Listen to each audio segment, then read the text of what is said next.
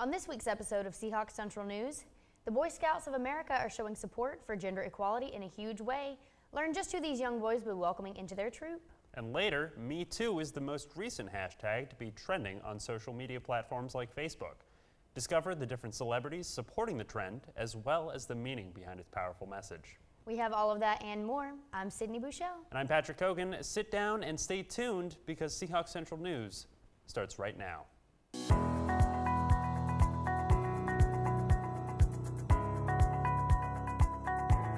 On October 17th, the Boy Scouts of America announced that they will include girls starting next year.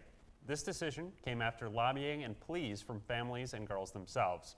With this change, girls will be allowed to join the organization as Club Scouts and even earn the rank of Eagle Scout. This isn't the first time we have seen progressive movements from the Boy Scouts of America. In 2013, the organization lifted the ban on gay leaders, and earlier this year, BSOA announced that it would allow members who identified as male, creating an environment for transgender members. With Halloween just around the corner, downtown Wilmington and the surrounding area has a large selection of spooky activities to get you in the Halloween spirit.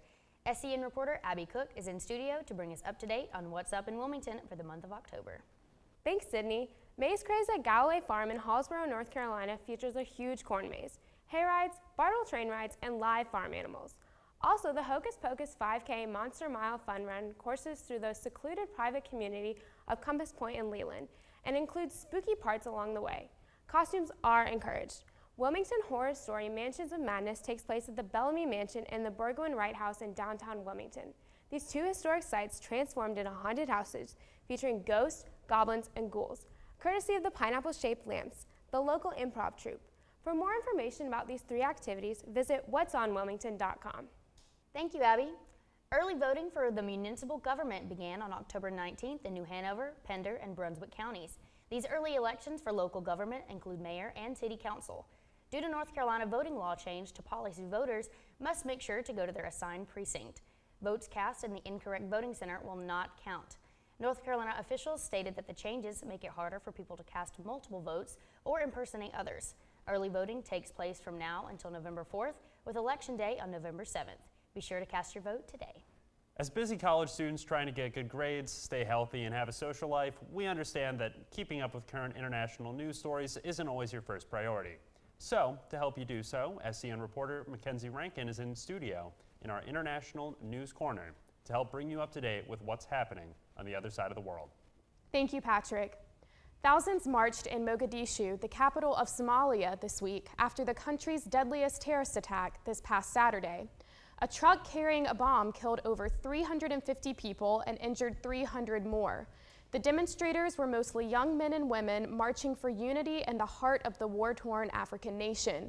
The government blamed the terrorist group Al-Shabaab, who have yet to claim the responsibility for the attack.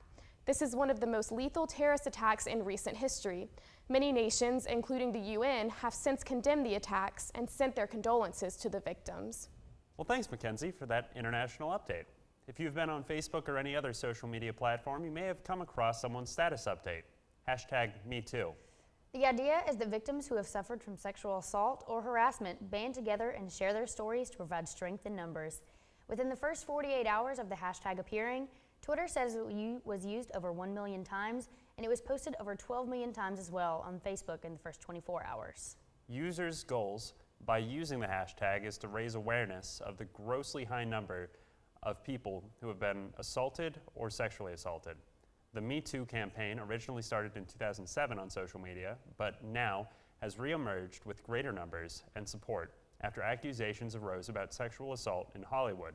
A huge outflow of tweets from many stars like Lady Gaga, Alyssa Milano, and Courtney Love expressed either their support or stories of their own as sexual assault victims. Well, that's it for this week, Seahawks. Don't forget to follow, like, and subscribe to UNCW TealTV for all your need-to-know UNCW news. For Seahawk Central News, I'm Sydney Bouchelle. And I'm Patrick Cogan. Thanks for tuning in. We'll see you next week.